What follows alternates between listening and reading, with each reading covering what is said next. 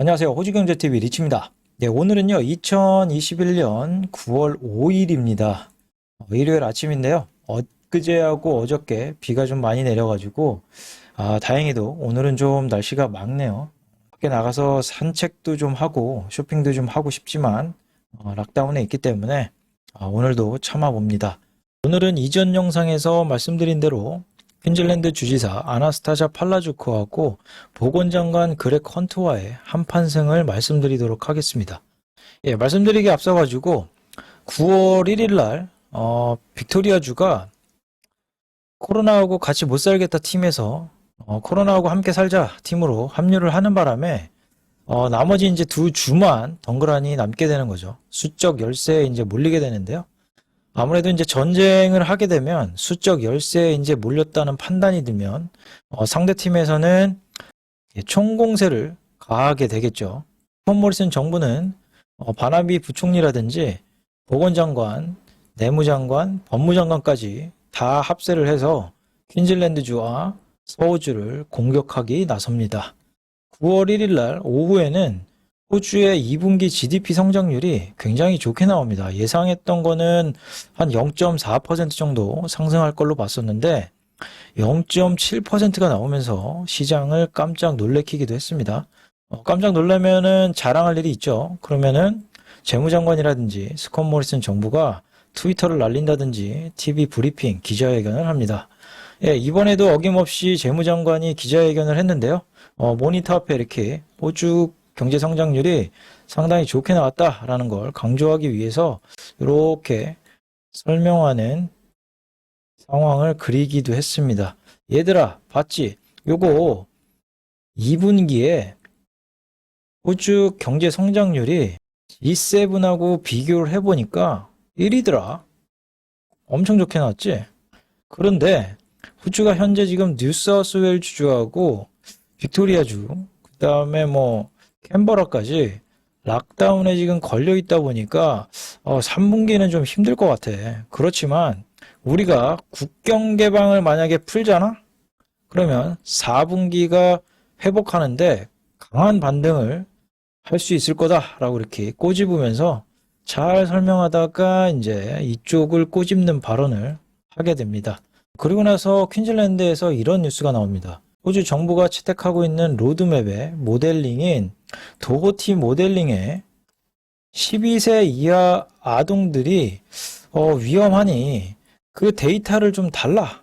만약에 그 데이터를 주면은 우리도 마찬가지로 70에서 80% 백신 접종률을 보이게 되면 개방하겠다라는 이런 얘기를 합니다.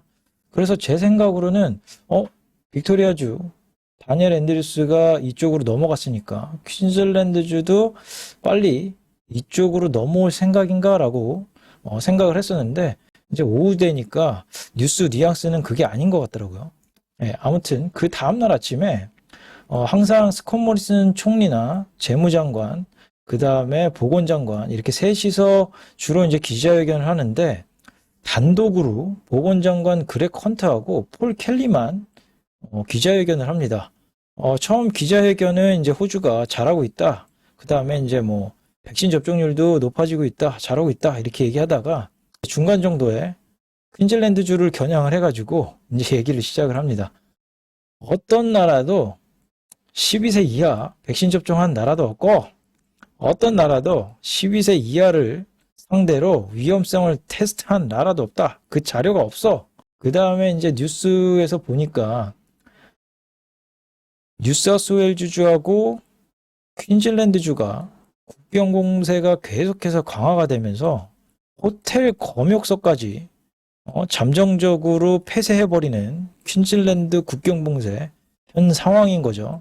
그걸 이제 꼬집으면서 그거 알고 있냐? 지금 한 50명 정도의 가족이 뉴사우스웨일즈주에 발이 묶여가지고 퀸즐랜드주에 못 넘어가고 있다. 이거 진짜 너무 안타깝다. 그러니까 이 안에는 급하게 수술을 해야 되는 암 환자도 포함이 돼 있다. 그리고 NRL 호주 내셔널 럭비리그 선수단하고 그 가족들이 한 100명 정도 되는데 이렇게 호텔 검역소까지 폐쇄를 했는데도 불구하고 이거를 승인을 해줘서 호텔 자가격리에 들어가고 있다. 이거는 뭐냐? 이 사람들하고 뭐가 틀리기에 이런 특혜를 주는 거냐라고 이렇게 꼬집기도 했습니다. 마찬가지로 카렌 앤드류스도 똑같은 내용으로 퀸즐랜드 주지사를 비난했는데요.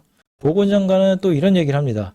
멤피스라는 3살짜리 아이가 뉴사우스웨일즈주로 할머니 할아버지 방문했다가 어머니를 지금 만나지 못해갖고 8주 동안이나 지금 농장에 지금 처박혀 있다는 얘기를 합니다. 그러니까 퀸즐랜드 주지사 아나스타샤는 멤피스 가족들한테 미안하다고 사과를 했고요. 그리고 바로 특별 승인을 내려줘서 가족들을 만나게 해줬습니다. 그리고 호텔 격리 시설을 월요일부터 680개 정도 다시 가동을 한다고 하네요. 약간 한 발 물러선 듯한 느낌을 줬었는데 갑자기 트위터에서 굉장한 논란이 생깁니다. 9월 2일 날 아나스타샤의 트위터인데요. 만약에 뉴사우스웨일즈주 모델이 거짓말이라면 우리 이거 심각하게 논의를 다시 한번 해봐야 할 필요가 있다. 도어티 모델링 예상에 의하면은 이 발병 후에 6개월 동안에 80명의 사람들이 매일같이 죽어나갈 거다. 70%의 접종률을 하더라도 그러니까 계산을 해보니까 매달 2240명이 죽어나가는 거다. 이렇게 트위터를 날리면서 좋아요가 4500개가 달렸고요. 그 다음에 리트윗이 1600개가 넘게 달렸고 댓글은 거의 한 1100개가 달렸습니다. 이렇게 공포스러운 트위터를 날리니까 호주 정부에서는 맹 비난을 하기도 했습니다. 스콧 모리슨 총리는 이거 도어티 모델링 잘못 알고 있는 거다. 그 다음에 이거 어이가 없다. 잘못된 자료 인용하지 마라. 이렇게 말을 하면서 거기다가 이제 트위터 워리어들까지 나서서 도대체 어디서 난 자료냐? 이 자료를 좀 달라라고 이렇게 요구하기도 했습니다. 예, 호주 정부의 로드맵에 기반이 된 도어티 모델링 보고서입니다. 8월 10일 날 나왔는데요. 이전에도 한번 간단하게 그래프라든지 안에 내용들을 말씀드리기도 했었는데 요번에 또 이게 불거지면서 도어티 모델링을 못 믿겠다라고 이렇게 나오다 보니까 일단은 정치인들이 지금 요즘에 이런 거에 지금 빠져 있습니다. 지금 다른 쟁점은 지금 논의조차 못하고 있고요. 코로나 쪽에만 지금 상당한 집중을 하고 있는 상황입니다. 예, 아무튼 다시 이제 말씀을 드리면요. 여러 가지 이제 모델링이 있는데 이쪽에 베이스라인 PHSM, 그 다음에 옵티멀 TTIQ 요거는 지금 현재 우리가 지금 하고 있는 추적 시스템이라든지 뭐 추적해가지고 사람들 격리시키고 그 다음에 사회적으로 거리두기, 마스크 쓰기 뭐 이런 거라든지 이런 걸 했을 때 오른쪽에 보시면 재생산 지수가 쭉 낮아지는 것을 볼 수가 있습니다. 재생산 지수는 뭐냐면 어떻게 보면 전파하는 비율이라고 보시면 될 것 같아요. 8이라는 얘기는 한 명의 사람이 8명한테 전파시킨다라는 의미를 얘기합니다. 그러니까 우리가 지금 하고 있는 자가격리라든지 이런 사회적 거리두기를 했을 때 8명을 감염시킬 수 있는 확률을 확 줄여서 3까지 줄일 수 있다. 3명까지도 줄일 수 있다. 거기다 더해서 백신을 만약에 2차 접종으로 50%의 접종률을 보였을 때는 이게 더 훨씬 더 낮아져 가지고 한 1.8까지도 내려간다. 그러니까 한 명이 1.8명한테 전파를 하니까 요 부분이 조금 더 내려갈 시에는 전파력이 1 밑으로 가게 되면 확진자가 확 줄어드는 거를 볼 수가 있기 때문에 그만큼 정부가 손쉽게 컨트롤이 가능하다라고 이렇게 보시면 좋을 것 같아요. 그렇지만 접종자가 50%, 60%, 70%, 80% 이렇게 늘어나면 이렇게 좀 낮아지는 거죠. 암울한 거는 백신 접종률이 80%를 보이더라도 재생산 지수가 1 약간 좀 넘는다.